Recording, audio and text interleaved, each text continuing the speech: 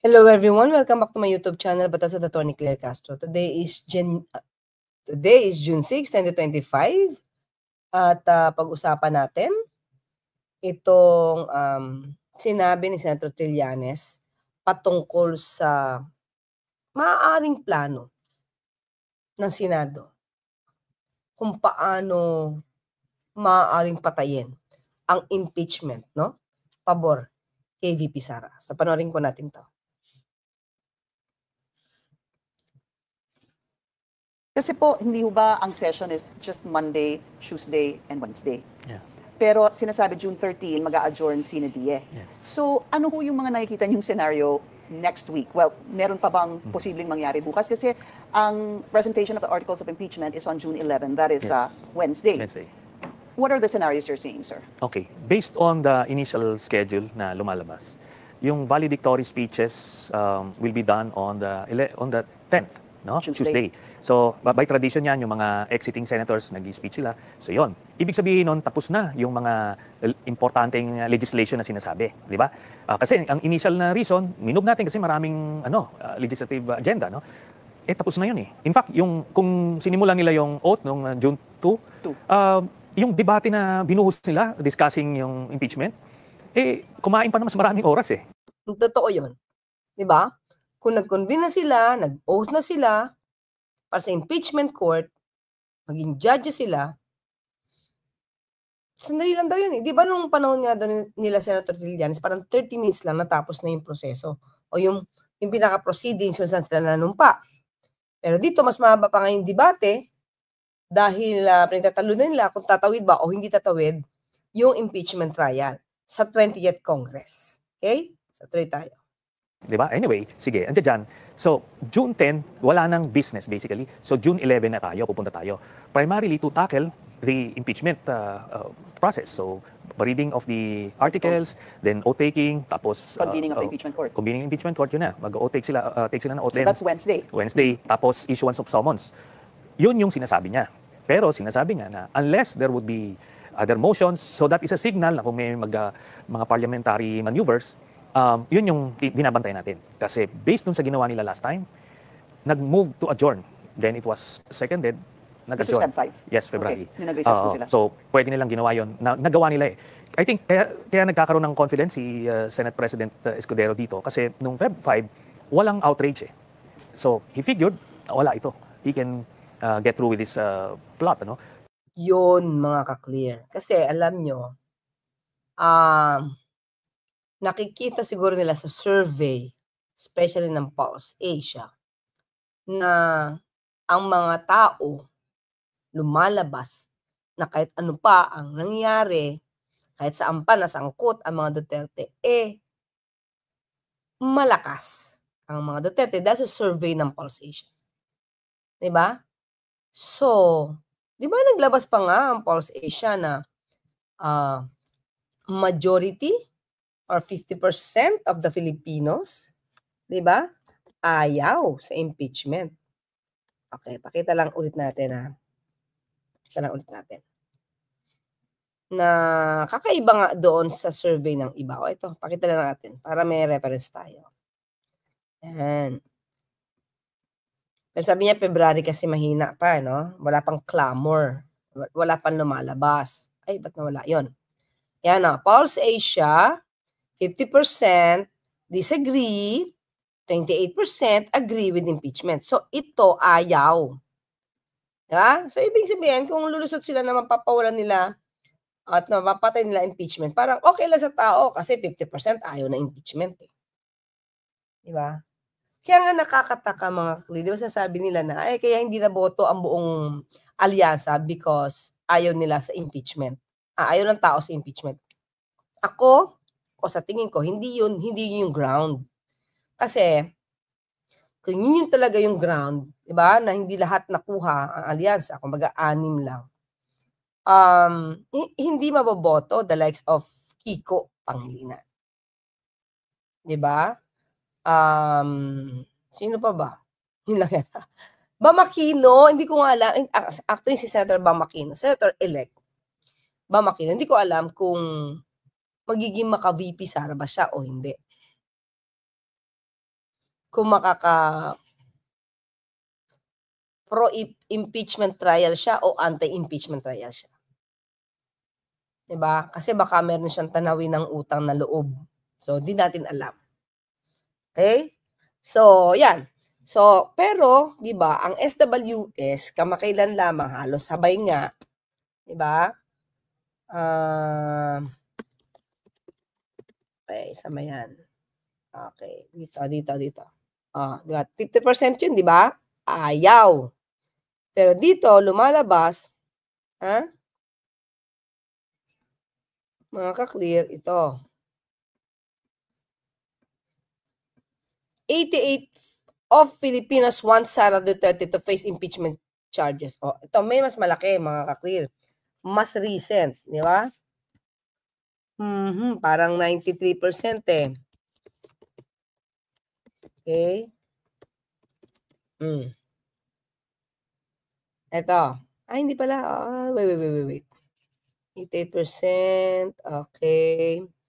Ang gusto pa 93%, ang gusto si Duterte, i-prioritize yung kanyang public trabaho, public answer for public needs. Wait lang. Ano dito yan? Saan na ba yan? WR yun eh. Numero lang. 90 pala. Okay, 90% pala. Okay, sige ito. Mga 90% mga ka-clear. Wait lang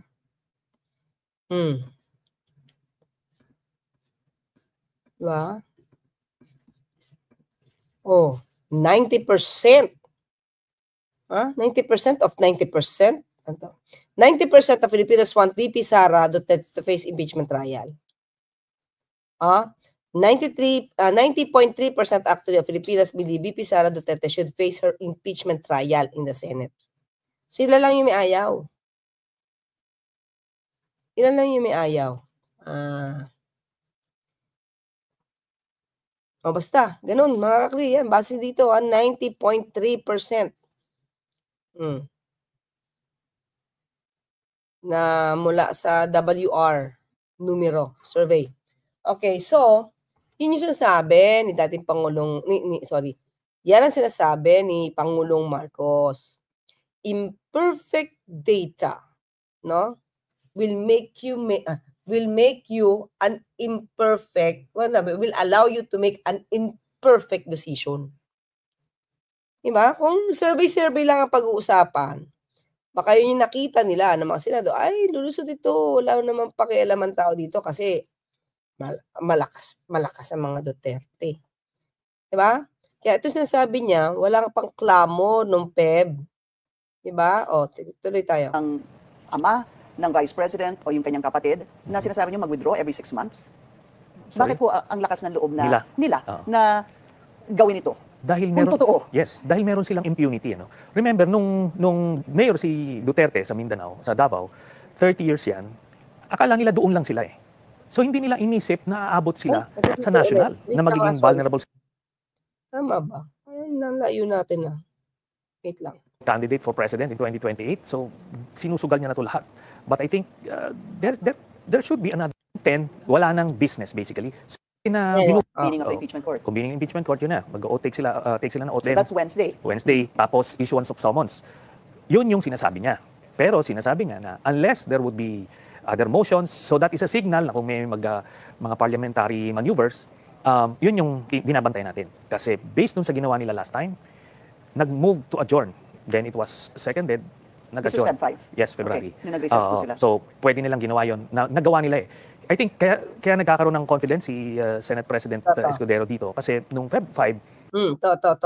Confidence, bakit gusto nilang patayin ang impeachment trial? Walang outrage eh. So, he figured... hindi niya pa nila nakikita yung reaction ng tao. Tapos sabayan mo pa ng Pulse Asia na survey. Wala ito. He can get through with this plot, Pero ngayon nagkaroon ng pushback na malakas. Kaya nag-aano na siya, on the fly na yung plano niya. But ang pwede nilang gawin dito is mag-move to adjourn prematurely without tackling the impeachment. Pagka Even before the presentation, you mean, of the Yes. articles of impeachment, pwede pong Pwede nila. motion to adjourn ho. Oo. Ngayon, ang pwede Sorry, nila. sir. Pag mag-motion to adjourn, do you need votes for that? What is the scenario? Yes, kasi pwede kasi mag-quorum call na tinatawag. Yung quorum call is a privileged motion. So regardless of the Number. legislative I status, see. uunahin yun. So ngayon, kung wala kayong quorum, therefore, for lack of quorum, mag-adjourn na automatically. Yun So yun. you're saying pwede pong mag-adjourn even before the supposed June 11 presentation of the articles of impeachment? Okay, if that happens, nag-adjourn po sila. Tapos Paano na. na? Tapos na. So, Can the articles of impeachment be read by the 20th Congress? yes. Pero pinasa niya na ngayon yung bola dun sa 20th. In the meantime, marami na ngayon magmamotion na hindi pwedeng itawid dyan, gano'n-gano'n. Kaso, hindi naman pwedeng aksyonan ng Supreme Court yon kasi wala pa naman nagtatawid. So kailangan itawid muna after ng SONA sa next Congress bago may magmamotion na bawal yan. Yeah, kasi kailangan merong issue talaga.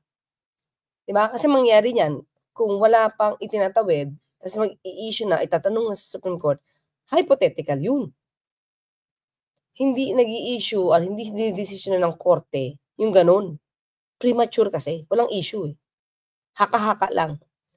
So kapag tinawid, 'di ba? Kapag tinawid, doon pa lang may issue na. Doon pa lang gagawa. Pwede magkaroon ng jurisdiction at magdesisyon ang Korte Suprema. Kasi hindi pwedeng in between eh. Kasi how do you know na itatawid eh? Yeah, Wala wala pa pa. naman. So, ganun yung gagawin. But, the crime has been committed. Kumaga, dereliction of duty has been committed already. Ganun lang ang gagawin eh. Mag-quorum call lang. So, pwede mag-debate muna, motion. So, papahabain nila, then pauwiin nila yung mga kasama nila, yung mag-quorum call. What are your thoughts? Do you think mangyayari po on June 11? Do you think it's going to happen? Yung pong reading of the articles of impeachment at convening of the impeachment court and oath-taking, will it happen? Depende yan kung gaano kalakas yung pushback. Pagka masyadong Pag ang tao mismo nakitaan, no, ang mga senador nakitaan kung gaano kalakas ang sigaw ng tao na ituloy yung impeachment, mukhang magbabago ang galaw ng mga senado. Kasi mangyayari dito, karir ba ni VP Sara ang pangangalagaan namin o sarili naming karir? Diba? Sisirain ba ng mga senador ang kanilang mga karir dahil lamang kay VP Sara? Yun ang tanong. Diba? maingay at untenable yan, sasabihin ng ibang mga senador, sige na, gawin na natin to. Masisira kami, madadamay pa kami sa iyo, sasabihin niya kay Senate President. Madadamay pa kami dyan. Sige na, duty to. So, the rational minds or the reasonable people there will prevail. So, pwede matuloy. So, may plano sila na ganito, quorum call, basic, kung di namin kasalanan, wala na tayo. Pero, pagka grabe ang pushback, matutuloy. Yun. And if not, kung hindi po matindi ang pushback, Di pwede natin doon na sa next battleground, which is the 20th Congress. Yun. who was at fault here, if you were to look back? Because it's not just the Senate President, but other senators, I believe, who earlier said Yan, mga kaklila. Sino ba nga ang dapat sisihin sa ganitong klaseng senaryo? that hindi naman namin talaga kasalanan ito. The House passed the articles of impeachment on the last day of session, which was February 5. Meron po silang December, 3 impeachment complaints po yung na-file nung December 2, December 4, December 19, at sinasabi nga daw na inupuan sa opisina ng Secretary General. And then, Feb 5 comes, allegedly because they have the numbers, and then they forwarded it to the Senate on the last day. Why blame them? Yun po yung isang ginagamit pong depensa naman ni Senate President Cheese. Okay, this is not to defend yung sa House, no? Pero tignan nila yung nasa Constitution. Nasa Constitution, ang House, meron silang 10 session days before they will forward it sa order of business. So, ngayon, pumasok yun eh. Kasi may Christmas break din. Oh, so in other words, yung period na allowed sa House para i-file ito, no, yung articles of impeachment within the period. Yun yung sinasabi ni Senator Trillanes. So, hindi pwedeng sabihin ngayon ng mga senador, na kayo yung nagpatagal. Kasi within the period naman, yung pagsusumiti ng articles of impeachment. Ha? Eto, ulitin natin. Them. Yun po yung isang ginagamit pong depensa naman ni Senate President Cheese. Okay, this is not to defend yung sa House, no? Pero tignan nila yung nasa Constitution. Nasa Constitution, ang House, meron silang 10 session days before they will forward it sa order of business. So, ngayon, pumasok yun eh. Kasi may Christmas break, then it's within the 10 session days. Wala yung forthwith sa House. Kasi supposed to be, i-deliberate nyo na maayos. In fact, 60 session days ang binigay pa nga sa House para to make sure na buo yung But kaso sir, bago it nyo has to forward. be in the Committee on Justice para po umandar po yung oras doon. Yes, pero before i-transmit sa Committee on Justice, 10 session Right. days ang nakalagay. Eh, pag binilang mo, from the time we filed it to the time they transmitted it, pumasok siya eh. Kasi may break eh. Kaya, hindi naman sasabing nag-violate yung House ng kanilang constitutional mandate. But if it was filed granting that there were, recess Ay. and it was Yeah. the holidays, let's just say the December 2, 4, and 19 impeachment complaints versus a February 5, that's more or less, let's count it at 2 months. That was a 2-month delay. Granted, meron pong mga recess, may mga holiday. Yes. Any period during the time, sir. They could have also transmitted that or forwarded to the Speaker, nilagay po sa order of business at inumpisahan po sa House Justice Committee. But they did not do that. Yun na nga nakalagay kasi sa Constitution. You have 10 session days Right. bago mo ma-refer sa Committee on Justice. Meron silang ganun. So, hindi nila na-violate yung constitutional provision na yun. I understand, Okay, sir. ngayon, Or the lack of time of the senators. Teka lang mga kaklira, liwanagin lang natin to sinabi ni Senator Trillanes. Actually, hindi ko naman kinakount, pero mukhang na-count naman nila na within 10 session days yung sinasabi na ginawa ng House of Representatives. Kasi, tinanong natin kung ang session days ba ng House of Representatives ini-exclude. Kasi sabi niya kasi meron Pasko, meron pa kasing Christmas vacation. So, may mga exclusion nung araw. Okay, kasi sa court mga kakli, pag nag-file ka kasi ng pleading, within calendar days. So, kung 15 days, within 15 days in calendar days, so lahat yun kahit Sunday, Saturday, kasama sa bilang. Pero dito, ang session days, lumalabas sa House of Representatives, hindi kasama ang non-working days like holidays and weekends. Di ba? So this means that when the House is in session, it generally does not hold any meetings or conduct legislative business on holidays or weekends.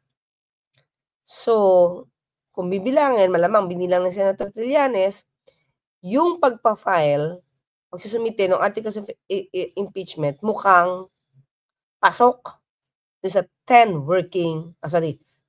session days. Within 10 session days. Kasi may 10 session days sila eh. So, yun yung pinapaliwanag. So, hindi mo masisisi kung hindi na certain period na isang pa naman tong articles of impeachment ang naisumite dito sa Senado. Ay wala nga daw forthwith na nakalagay sa House of Representatives. Pero ang Senado, pagkatanggap, dapat umaksyon agad. ganito na yan. So, water under the bridge. Sige, yun ang reklamo mo nun. What's your reason now?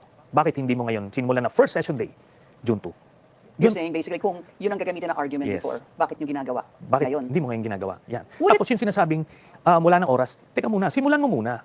Bago mo masabing walang oras. Kasi pag hindi mo sinimulan, hindi mo malalaman. Di ba? Eh malay mo, pag convene mo niyan, si Sara mag-resign na. Eh di, tapos na.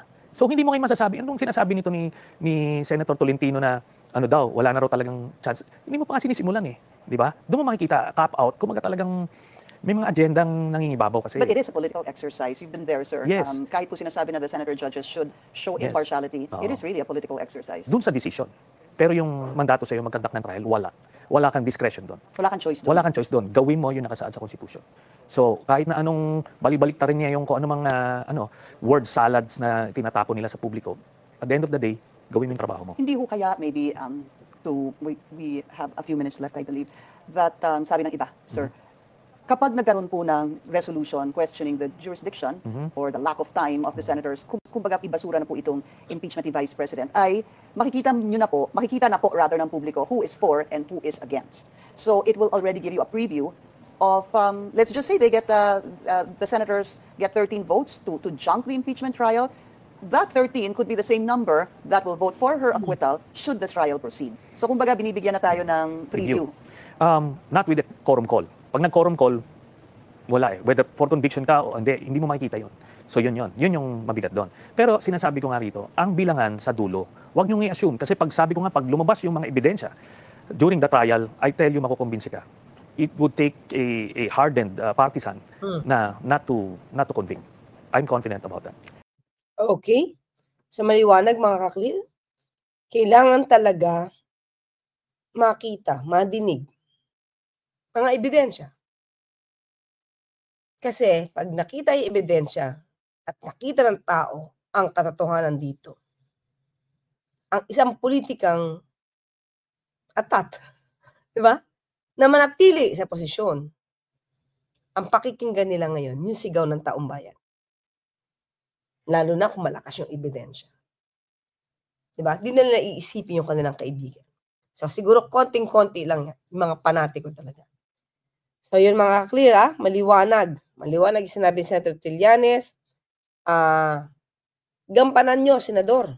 Mga senador, ang inyong trabaho. Ano ang mandate ng konstitusyon patungkol dito sa inyong trabaho